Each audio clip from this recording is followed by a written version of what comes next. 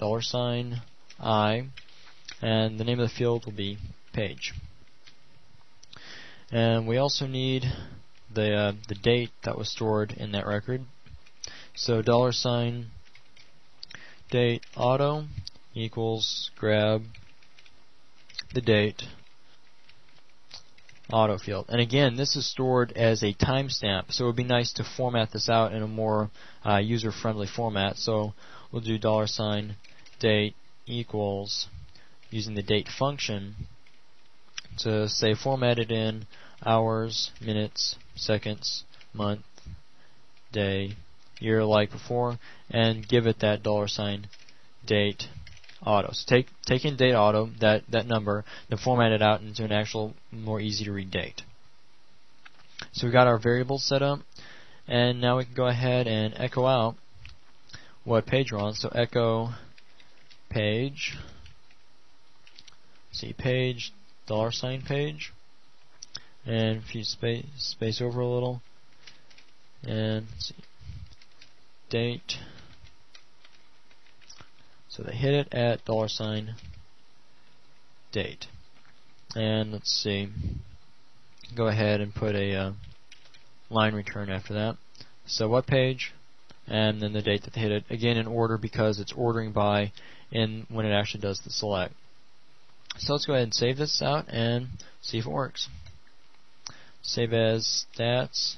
Remember, we're in the link before, we're referring to it as stats_ip.php. Save it out.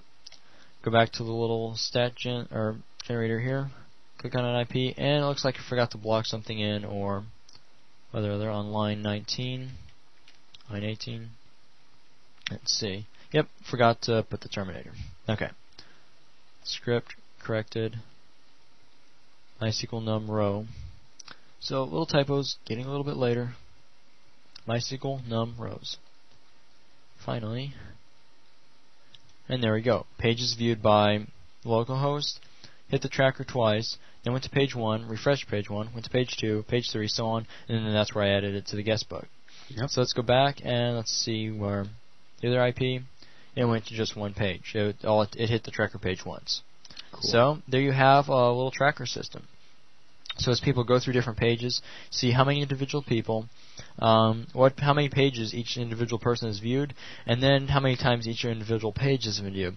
So that's pretty useful information for a simple script. I know, especially for being an issue number 2. I think this is pretty sophisticated for beginners.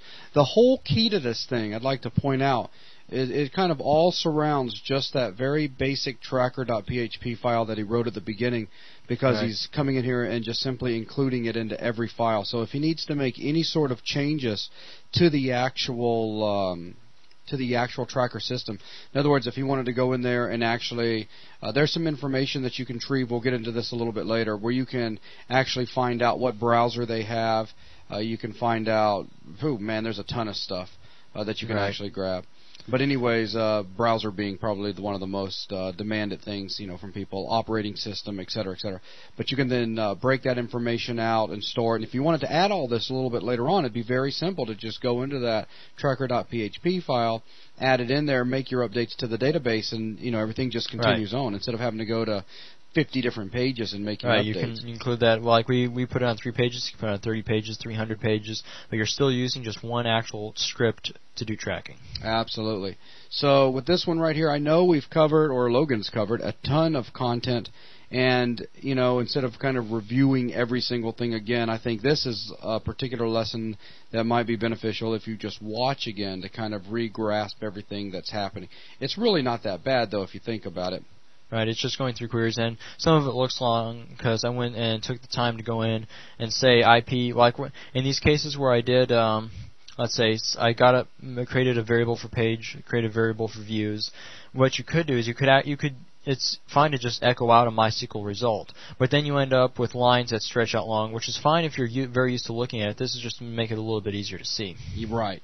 And I guess finally I can just go ahead and issue another challenge out to all of you guys that are actually watching this. If you're really interested in participating in what we're doing, see if you can create something like this. See if you can add it to your existing site. and give us a show. Let us see what it looks like. And of course, you can go in there and doctor it up with some nice, pretty HTML. But come up with something that looks pretty fancy. Maybe add a little bit to this. Give us a holler, and I'd definitely love to check it out. So with that pretty much wraps up this section, huh, Logan? Yep, that's all it. right. Thanks, guys. Bye.